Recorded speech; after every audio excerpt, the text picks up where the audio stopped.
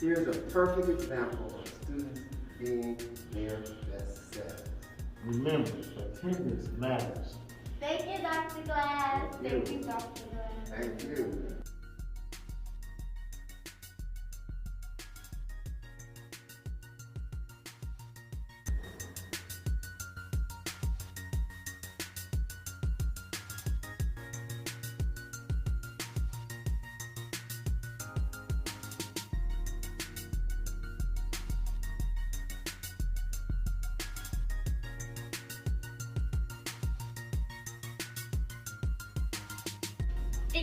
Thank you, Dr. Glass.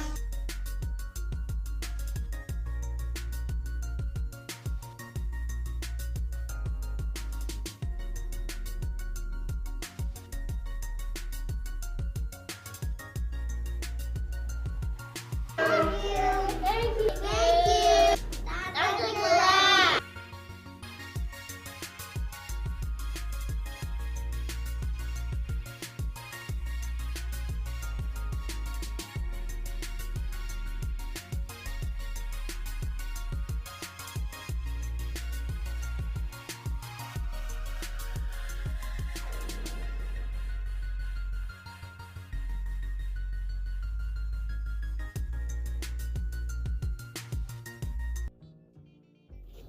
Good morning, ladies and gentlemen.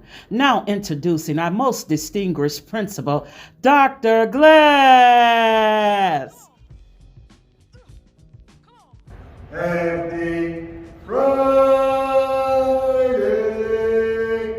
Hoo! Hoo! Hoo! All right.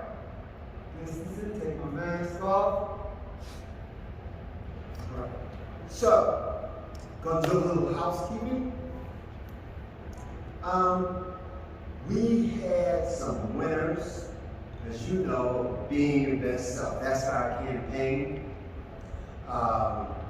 We had some teachers in the building today.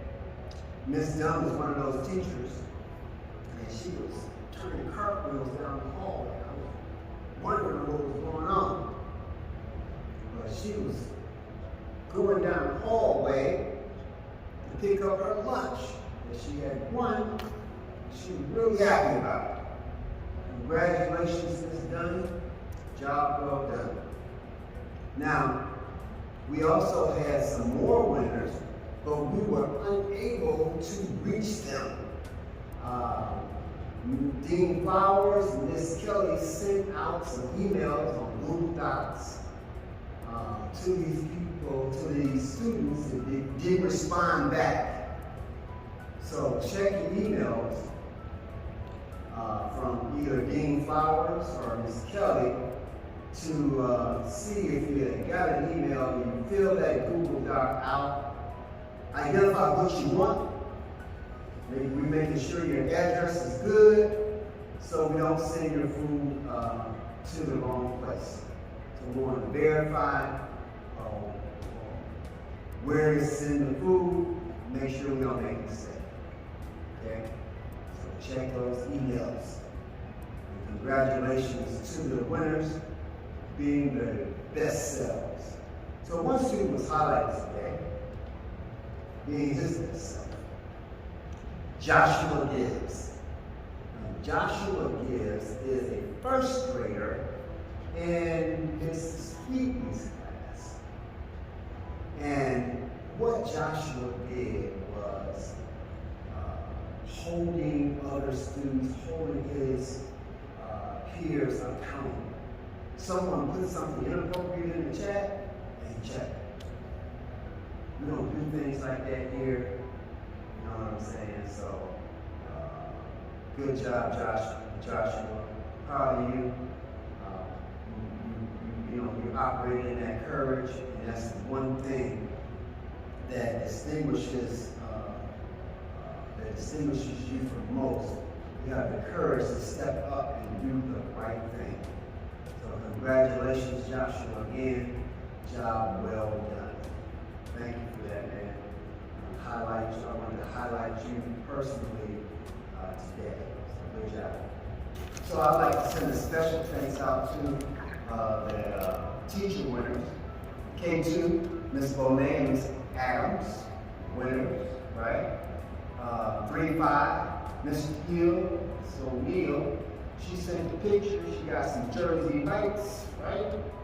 Good stuff. 6-8 is special. Miss Duns, that's why she was doing cartwheels down the hallway to Buddy's Pizza. Man, Miss Dilemma got something too. I don't know what she got, but she wasn't sharing it. So good job.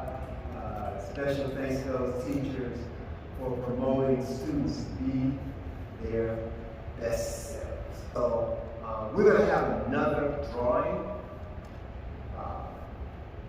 for being your best selves for teachers and students. So at the end of this month, we're going to have another drawing. I want to keep having these drawings. I want to spread the love around, you know.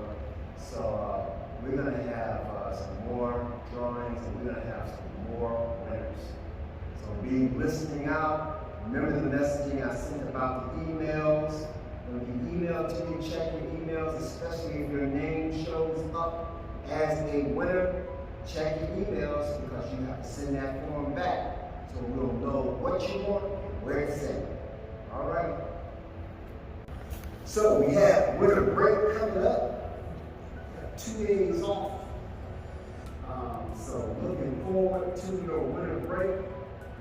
Get some rest. We have a lot of work to get done. When you come back, we'll be waiting for you. So again, get your rest on the winter break. Get your work caught up. Some of you are behind. You know you need to catch up. So get your rest so you can catch up. Right? So I'm trusting that you will do that. We'll move right along. So we're still in Black History Month. There were key people that were a part of the Civil Rights Movement. One of the primary people was, you know, my favorite, Dr. Martin Luther King. He was a major player in the Civil Rights Movement. However, he wasn't the only player in the Civil Rights Movement who was major. Okay? So one thing, there were a lot of ministers who were a part of the Civil Rights Movement and who stepped up as civil rights activists and leaders. And one of those people was Benjamin Mays. Now, Benjamin Mays was credited for laying the foundation for the Civil Rights Movement. So he was one of the architects, making sure that things were in order and the premise for moving forward was correct. So I wanted to highlight him as one of the major leaders in the Civil Rights Movement. And one thing that comes to mind that Benjamin Mays said, he talked about schools. And one of the things that he mentioned about schools, he said there are many things that one must learn in elementary school and in high school. He went on to talk about the many things that you should be learning in elementary and high school. And he highlighted the most important thing to learn. Learn to read. That is a primary responsibility, especially in elementary school, K-8. Now, that's key because in elementary, you learn to read, and then from third grade on, you read to learn. Right? K2, you learn to read. 3 to the rest of the grades, you read to learn. So those are key, that's a key skill in being able to be very good at it. So I wanted to highlight Minister Benjamin Mays for his accomplishments and his contribution to the civil rights movement as laying the foundation and being such a phenomenal leader. Now, going back to reading, and you know I have, for those of you who have been a part of these assemblies, you know I have 3 major books that I pulled from during the assemblies, ever since I've been here. One of the books, favorite one, signed by the author. My mentor gave me this book some years ago. Miss Griffin, it's my mentor, gave me this book and signed by the author. My Soul is a Witness, Least I Forget. A collection of quotations by people of color. Dorothy Winbush Wright. So that's where I got the quote from Benjamin Mays from, right? And I wanted to highlight that Benjamin Mays talked about reading and the scores. The second book that I highlight is The Bell Curve. Intelligence and Class Structures in American Life, Ernestine and Murphy, probably one of the most controversial books, in my opinion, that have been written. Chapter 1, Cognitive Class and Education. And they speak specifically about what Mays was alluding to and saying the most important skill that you should focus on. Now, the other book, No Excuses, Closing the Racial Gap in Learning. Burnstorm and Burnstorm, with Abigail and Stephanie, husband and wife team. No Excuses. And they talk about the same thing. Now, in chapter 2 of this book, talk about test scores matter. Test scores matter.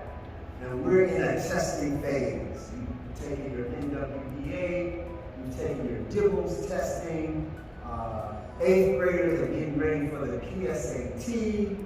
I mean, test scores, all of this testing, test scores matter. Especially if you want to go on to college coursework, crucial. Test scores matter. You show a test score, you get into a school of choice. Okay? And high-tech professions also rely on, these technical skills and that you have to have in order to be successful in the profession. Now, in No Excuses, they talk about the characteristics of good schools that they recommend that people of color go to. So one of those things is, one of those characteristics are transparency. You don't hide the test scores. We are always talking about test scores. Just about in every assembly. We're highlighting, alluding to it, and talking directly about it. Right? Also, creating an achievement culture. A culture of achievement. And I miss this too. We had all of the winners out front, and we would affirm them for a job well done. Man, I miss doing that. This pandemic has taken away my siblings. Okay. And high expectations for all. Okay. And you know here, the expectations for stellar growth and achievement is high for everybody. And this leads to and lends itself to a transformative culture. These are key pieces and characteristics of good schools. And I share that because I want you to continuously hold us to the bar. We're going to continue to be transparent. We're going to continue to maintain and facilitate an achievement culture with high expectations for all, so that you can grow and transform yourself into being your best self. Okay? Now, that's all I had today. And I want to wish you a very good break. Get you some rest. Catch up on that work. And so you can come back and put in that good work. So I want you to have a good, positive, productive day and enjoy your break. See you next week.